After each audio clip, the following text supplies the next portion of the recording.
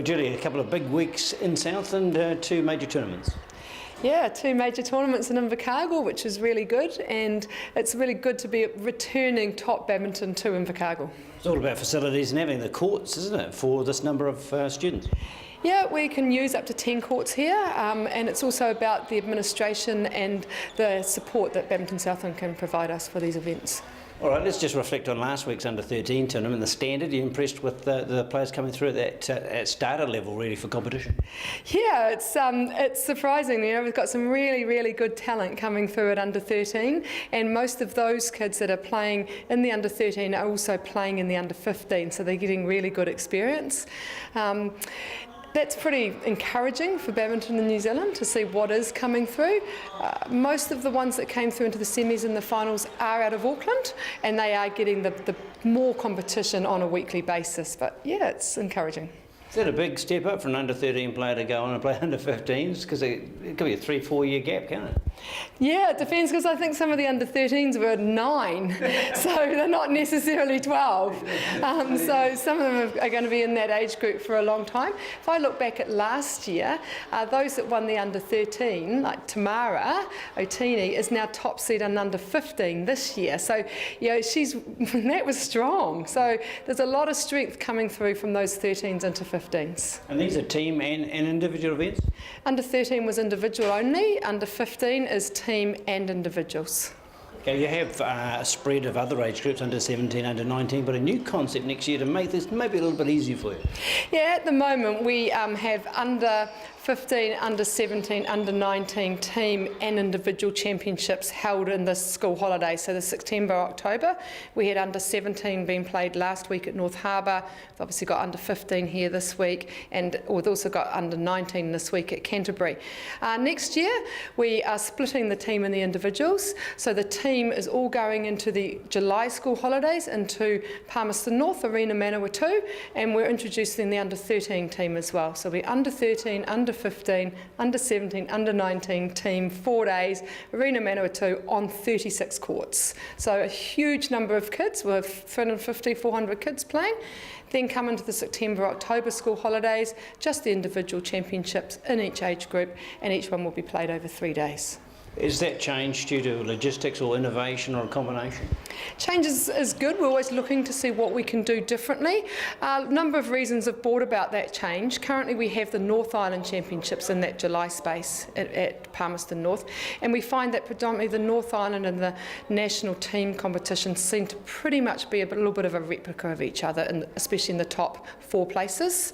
It's also player welfare comes into it. We've got kids playing too much badminton over 2 weeks in the holidays. They're getting really tired, and a good example is Oscar Gow, who is top at North Harbour. He won the under-17s last week at North Harbour, and he played in the team event. He's under 15, he's only 14 years old, so he didn't play in the North Harbour team here until yesterday. So they flew him in yesterday for the final to play Auckland, and now he's playing the individual. So he's had 3 or 4 days time out, and that's important. So next year they won't have that big workload. The other thing we've got to consider is volunteers, and that's the managers, the coaches, the parent helpers. Under our existing structure, they have 2 weeks of badminton to go away for each year. That's a big time commitment. So now we've got a 4-day block and a 3-day block, so it'll be better. We've timed our visit well because Oscar's on court. Tell us how good a prodigy this gentleman is. Oh, he's exciting. Oscar is 14 years old. He's at Westlake Boys High School. He won the under-17 Australasian boys singles in April this year. He's been a member of the Westlake Boys team, which won the National Secondary Schools competition, so that's obviously competing against right up to 18-year-old players. He's won numerous under-15, under-17 titles, regional ones this year. He just won the under-17 nationals in singles. He led the North Harbour team here last night to beat Auckland in the team final, and he's looking to win the triple title here. Exciting. He'll be watch him Commonwealth Games and better for New Zealand in future years. Has he got good competition to keep him well honed? Probably not in the under-15s, it's probably a little bit easy for him, and under-17s pretty dominant, but we are pushing him up into those higher age groups to get the competition. So it's more about not what his age is, but the quality of the badminton that we can get him. but he's going to have to start playing offshore a little bit. He is going through to China to train over the Christmas period. Because all over the world there are prodigies just like him at his age, isn't there? He needs to be in that international arena. Yeah, there is. Look, we go offshore and there's 20 Oscars in a lot of other countries. But we're in New Zealand. We're a long way from the hub of the big competitions in Asia and in Europe, and we've got to get our players there. And a good example is Southland's Anna Rankin, who has now been living in Kuala Lumpur and now moved across to Denmark to play, just to further her badminton. It's a good thing in New Zealand because these players stand out because they're one in a million, and so you can focus your attention and support from an association point of view. Yeah, we can, and we do invest into our players who are prepared to give us the commitment, and we'll back them. It is a bit of a gamble because you never know. You may have injury. They may just decide they're not going to play badminton anymore. But you've got to take that punt, and you've got to invest in them and provide them with the best opportunities to see how far they can go. Well, let's just talk more about your events, Rob, because there must be some adult competitions we've got to look forward to. What's on the calendar that people should watch out for? There's lots on the calendar.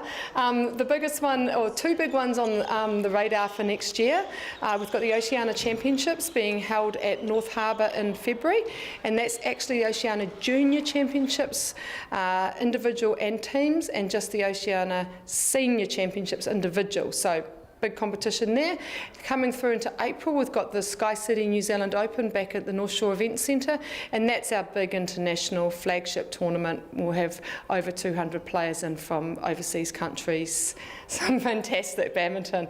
On the domestic scene, we are currently investigating trying to bring our national Division 1 and 2 championships, which is a team competition, down to Stadium Southland next year. So watch this space, and I'm hoping that we can announce something in the next 10 days. I know we've hosted White Trophy before. Where does that stand at the moment? Yeah, White Trophy's an interesting one. It's lost a little bit of its momentum. The badminton world now is based around world ranking points.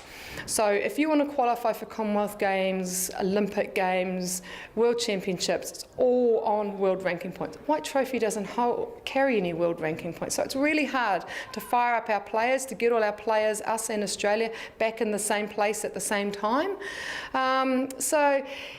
It's now gone back to just one test match, and we try and combine it with an international tournament that we know those two teams are going to be at. There is a move afoot that will just put that trophy up now when Australia plays New Zealand at the Oceania Team Championships. And numbers across the board, are you happy with is there growth, is there stability? Huge growth in secondary schools, and really going down into intermediate schools as well. We had a big increase in the number of players at Ames Games this year and in the Bay of Plenty. Secondary schools badminton, we know from the stats coming out from secondary schools that badminton's one of the most popular sports. So yeah, we're pretty pleased across the board, but of course it can always be better. And now with the Shuttle Time project being launched, that's getting people right in at the bottom and grow that base, and we'll come through into more playing in competitions. And you mentioned Anna, but some other internationals that are offshore that you think might pop up on the international success story? We've got Michelle Chan.